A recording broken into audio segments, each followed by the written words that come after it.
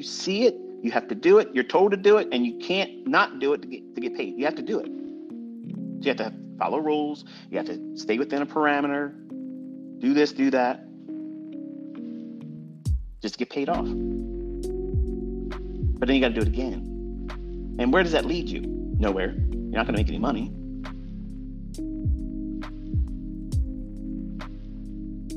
So he has this mindset now. He doesn't come home defeated. He's just irritated because some people will come in and complain to him. But now he's got that feeling, what it feels like that someone looked down at you. I needed him to feel that. Because he's despite being arrogant, he's a likable guy.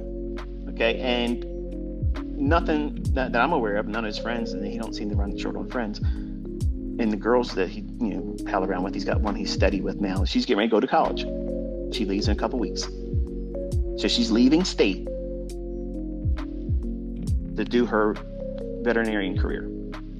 So I told Cameron, I said, listen, this is such a perfect opportunity for you. Because here's what you can do. You can, if you decide that you want to do something blue collar, like the HVAC tech, and you want to go into running your own business like that as a, the end result, that's wonderful. But this right here, this is the real thing. That is a plan B that you don't really hope to even worry about. But you're doing that because her parents, they don't understand what we do. They obviously see how we live, but they don't understand what we do. As traders, it doesn't make any sense to them. Like, how can you? They don't understand that I make literally their entire year's salary in one fucking day to combine. And she's a nurse. In one day, one 24-hour interval, I make more than both of her parents' gross annual income in one 24-hour period. I do that. They can't comprehend that. That's unfathomable. What are you talking about? That's not even trying. That's just what it is. And none of your friends and your family are going to understand that when you start becoming madly successful too. You're going to spend the rest of your life trying to convince people that aren't going to have the capacity to understand. That's another thing that you're trying to do. You're going into this industry, try to trade, to try to show your friends and family you could do it. They are less than what you are, versus them saying you're going to fail. It's a pipe dream. And there's nothing wrong with using that as steam. So when you get those mile markers and you reach that next plateau in your development, and you understand, and you get funded, or you get a payout, or you're making money, look back and reflect on that and say, yeah. But that's for your journal. That's not for you to go up to them and say, hey, motherfucker, remember that time when you said blah, blah, blah? Look what I'm driving now, bitch. Look what I'm now. I'm making all this money now. But they're not going to look at you and say, wow, well done. They're going to do the same thing they did with me when I did that when I was 20-some years old. Get the fuck out of here, dickhead. You're conceited. You're conceited. Whatever. That's the reaction you're going to get. So you're not even going to get the reaction you want by doing those things. And that's exactly what my son wants to do. Still.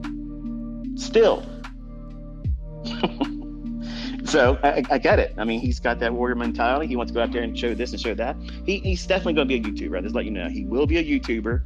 He's probably going to be the one that teaches Enigma. He wants to be that guy. So it is what it is. Okay. But he still has to correct some things.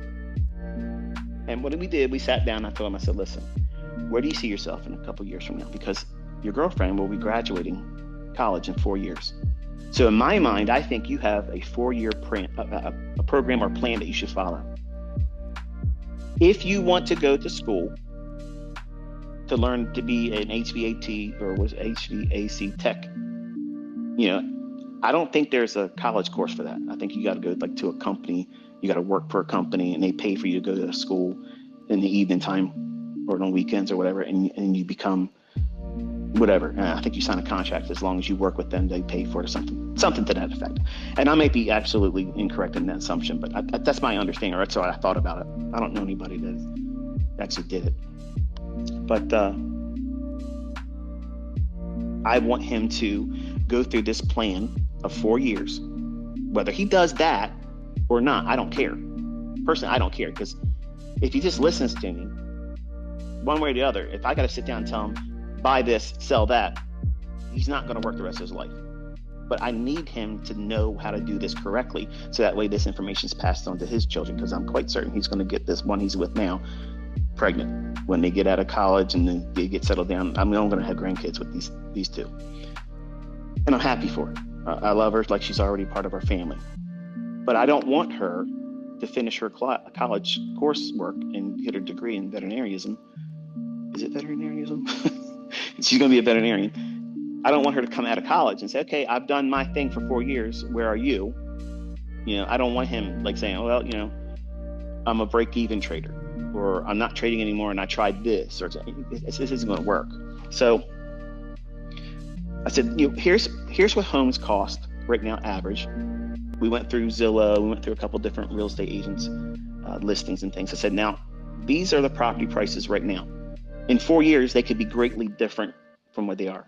But let's just say for the first starter home, you and your girlfriend say, okay, she graduates, you move in together, you get yourself a house, and we'll just say a $500,000 house is your first starter house. For some of you, that might be extravagant. To me, I think it's not even that big of a deal anymore, because real estate prices are jacked up, unrealistically. But to have like a single family home, small little plot of land, and something that's manageable, easily managed, doesn't take a whole lot to manage that. And for him to have it before they get married, that would be important to me. But, and if you're listening, it's no offense meant by that, but I think a man and a woman should have a property before they marry. And it's just the way it is. And if you have one that's nicer than the other, you live in the other ones and you use the other ones around. That's the way I look at it. But too many times people get with people and they acquire something, and then all of a sudden now you're in court trying to fight who gets it, when one party didn't really earn it. And that may sound sexist, but it's not. It's either or. Whichever one comes into the relationship, having the money or the affluence and the affordability to either pay for the property or own the property, the other person, just because they married them, should not be entitled to that. And that's just my mindset. Now, whatever you accrued during the marriage, that's absolutely 100% 50-50 down the middle, and there's no bones about it. But I think everyone, as a young adult, should be striving to secure a residence free and clear before they ever consider getting with someone, because that creates codependence. And if you've heard me teach before, I'm a very strong proponent of an independent mindset. And you have to have that as a trader to be successful. And as a young adult, if you're listening, you should be striving to do those types of things. That way, the person that's with you knows that you don't need their ass for shit, but just the compatibility on an emotional level, relationship-wise. And anybody, you can go out there and find anybody to do the physical part, but you want to be with somebody that wants to be with you and not need to be with you because you have something or can afford something. So there's a lot of things I got to fix about my son, because he wants the flash. He wants the arrogance. He wants to do all those things. And that will invite a lot of things that brought me to the situation I was as a young man, where I got messed around with by a gold digger. And that's not going to be the topic here, but I had to live my life a certain way to keep her from taking things from me. She didn't earn it. And those things are going to be the same problems that you're going to run into if you flash everything.